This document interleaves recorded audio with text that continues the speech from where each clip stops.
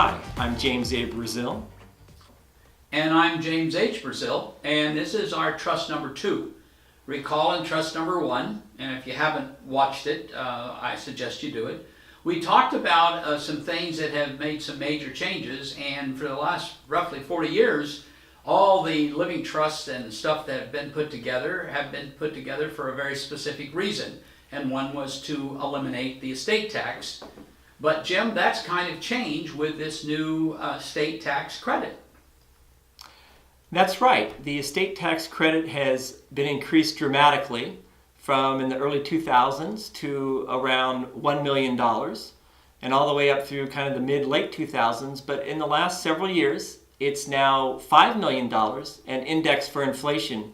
So families need a dramatically larger estate to even have to worry about estate taxes, because a husband and wife would be able to pass this $10 million plus index for inflation of their estate tax free. In talking about that, it's a little complex. It requires some very detailed filings at the first estate to make sure you have it. And what transfers, interestingly, is both the estate tax exemption and the gift tax exemption. So this portability, Jim, seems fairly important. Let's go back, though, and talk about two trusts. We had talked about the fact that one little negative we saw was 2 tax returns and also no step up in basis at the second estate. Let's talk about the stepped up in basis. Why would that be important now? Well, it's always been important, if possible, to get a step up in basis on assets.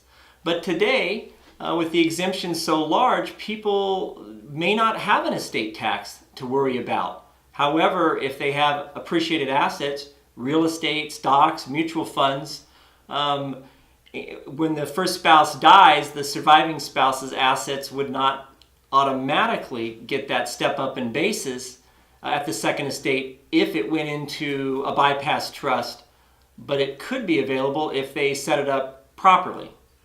So what we've been concerned with is at the second estate, we want to have the limited or no estate tax. But we always had the problem that when we set up the bypass trust, it created a situation from the time the step up in basis from the first estate to the second estate, all the gain was taxed to the heirs when they sold the assets.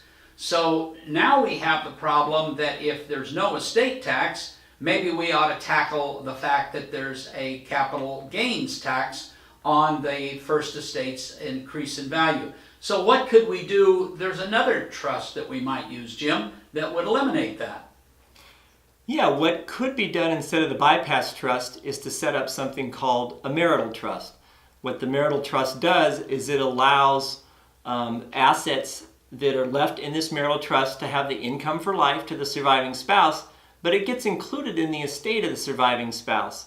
And so when he or she passed away, the second estate, it would receive a step up in basis, and then the heirs, if they wanted to sell those assets, would have no capital gains at that point.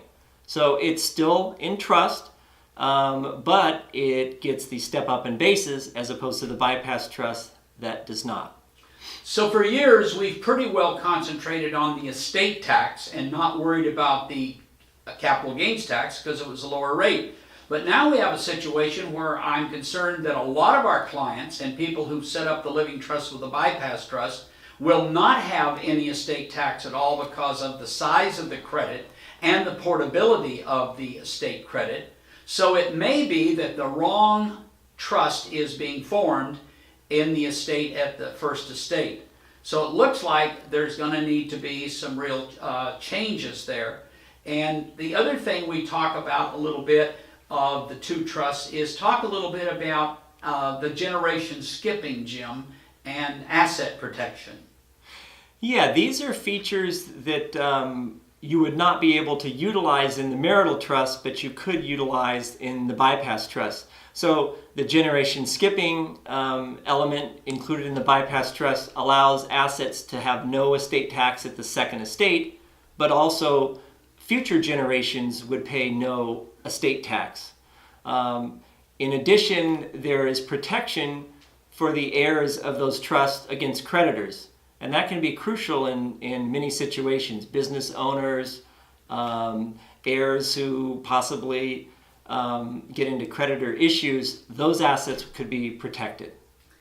So the use of the bypass trust we've used a lot for a couple of reasons. One, the bypass trust allows us to distribute earned income or distribution of principal to someone other than the spouse. The marital trust does not allow that.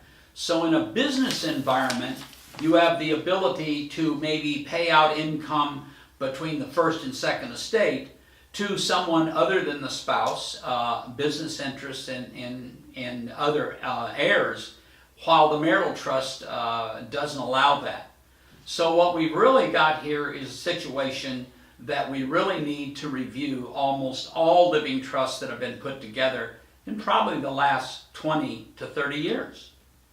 That's an excellent point. And another factor is a bypass trust allows you to qualify it for skipping the generation tax to future generations, whereas the marital trust does not. So the GST exemption is available in a bypass trust and is not available in a marital trust.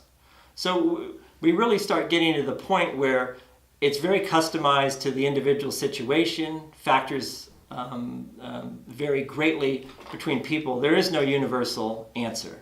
I think for those of you who remember some things that you need to know, this portability moves the estate tax, it moves the gift tax to be used at the second estate, but generation skipping exemption does not. So to use the first estate's generation skipping, you have to allocate it at that time. So there's some very good reasons for using two trusts. There's some very good reasons for deciding whether it's a marital or a bypass. And there's a number of issues that come about for review. So Jim, I think that between trust number 1 and trust number 2 video, I think we've pretty well gotten the point out to people that they need to review. Yeah, that is the bottom line. Trusts that have been written more than just a couple of years ago almost all defaulted to a system that I'm guessing maybe 90% of the people don't need anymore. They need to have it reviewed, possibly amended, restructured. They really need to understand their situation. Is it the income tax capital gains issue that's most important? Is it the estate tax? Do they have creditor issues or not have creditor issues? They really need to look at their full picture to get their living trust updated to what the current laws are and what their current family situation is.